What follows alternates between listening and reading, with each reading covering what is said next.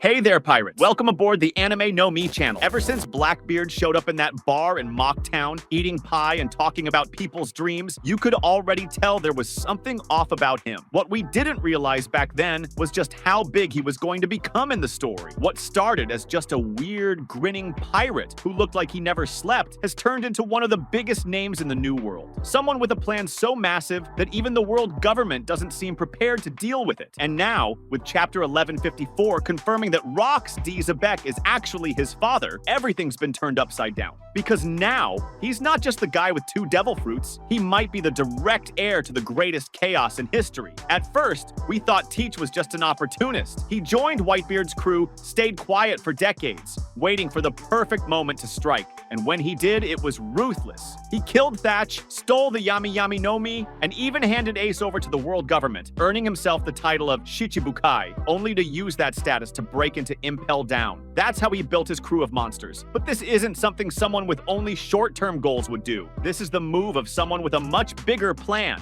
and now we might understand. Teach's real goal was never just to rule the seas, it was to resurrect the legacy of his own father. A legacy erased from history, one that even he might not have fully understood at first. From the very beginning, it was clear that Blackbeard wasn't a normal man. But it's not just because he has 2 devil fruits, or because of how cruel he was to Thatch and Ace. It's his body itself. Back in Chapter 440, when Shanks talks to Whitebeard, he says Teach is not a normal man, and that his body is strange. And coming from Shanks, one of the most perceptive characters in the series, with absurdly powerful Conqueror's Haki, that's no small thing. He must have sensed something. Maybe a warped energy. Maybe an anomaly. Nami once said that before the time skip, she could tell when something was off with Luffy just by the atmosphere around him. So maybe Shanks, who likely has mastery over advanced observation Haki, felt something that no one else could quite grasp. And that ties into Marco's comment in Chapter 957, where he says Teach's body is weird, and that's why he was able to eat 2 devil fruits. That's not just willpower, that's a biological phenomenon, and this is where the theory gets deep. If Teach is Rox's son, maybe his body is the result of some bizarre experiment Rox himself conducted. The guy was obsessed with power, and probably dabbled in all sorts of forbidden things. Maybe he tried fusing rare bloodlines, or experimented on devil fruit users. What if he had a project to create an heir that went beyond being human? Someone who could carry more than one soul, more than one power? That would explain why Teach has never slept, even as a child, as Ace mentioned in the flashback. The whole never sleeps thing isn't just poetic, it's abnormal. We've seen the minks go into deep sleep mode to recover energy. Luffy sleeps a ton, everyone sleeps, but not Teach. Maybe because he isn't just one person. What if Blackbeard actually has multiple souls inside his body? What if he was designed for that? That wouldn't just explain how he can handle 2 devil fruits. It might even open the door to him managing a 3rd, like many people have speculated. And this ties into the Blackbeard pirate's symbol, 3 skulls.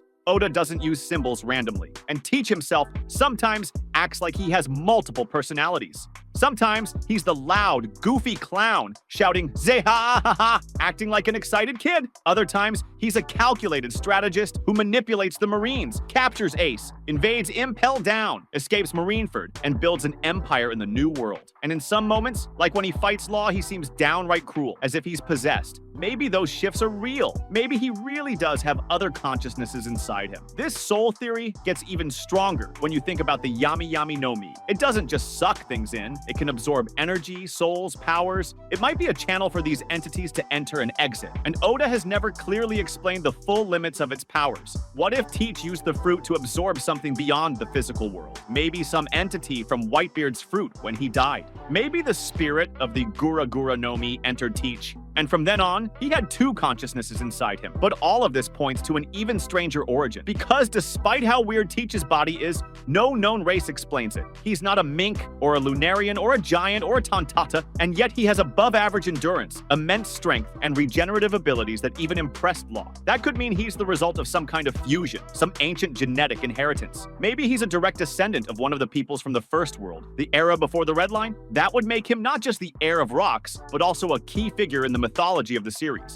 The first major clue about Teach's mysterious past came when Whitebeard said in Marineford that he wasn't the man Roger was waiting for. That made it clear Blackbeard is the opposite of Luffy, not just in personality, but in legacy. Luffy inherited Joy Boy's spirit, while Teach may have inherited Xebec's, and the physical resemblance to rocks was made obvious in chapter 1154 when a mural of Xebec's face appeared in Hachinosu, and it looked almost identical to Blackbeard, just younger and without a beard. And the location of all this is no coincidence. Hachinosu used to be Rox's headquarters, and now it's Teach's headquarters. And that's not all. Garp went there because Kobe was being held captive. But Teach knew Garp would show up, maybe because he knew Garp is one of the last people alive who faced Rox head-on at God Valley. In other words, that encounter wasn't just about Kobe. It may have also been about Teach wanting to extract information from Garp. He might be piecing together the puzzle of his own father's past. And when you combine the fact that Teach knows so much about history, about devil fruits, about the most dangerous things in the world, with the fact that he's the son of someone who nearly destroyed the world, it starts to make sense why his ambition is on such a massive scale. And that leads us to what I think might be the main theory that could soon become reality. Blackbeard wants to actually bring his father back to life, for real, and he's gathering the pieces to do it. And the devil fruits aren't just power sources for him, he's after something specific. The Yami no Mi, for example, might have been crucial, not only because it cancels other powers, but because it could have a hidden function. It might serve as a conduit for souls. Darkness swallows everything, and if Rox's soul still exists in some form, hidden in some plane between worlds, maybe only the Yami no Mi can bring it back. And then there's the Gura no Mi, the Quake fruit, the fruit of destruction. The combination of these two fruits might be the ritual needed to open a path between the world of the living and the dead. Or better yet, to break the barrier that prevents someone like Xebec from returning. And the craziest part? Teach might have already started that process. Hachinosu itself has a strange aura. It feels like time moves differently there, like the madness is thicker. Maybe Teach is using that place for experiments, or even rituals. And here's another detail. Xebec's body was never found. All we know is that he was defeated at God Valley. But who really defeated him? Garp and Roger? And what disappeared along with God Valley? The entire location. Maybe Rox's body was sealed somewhere.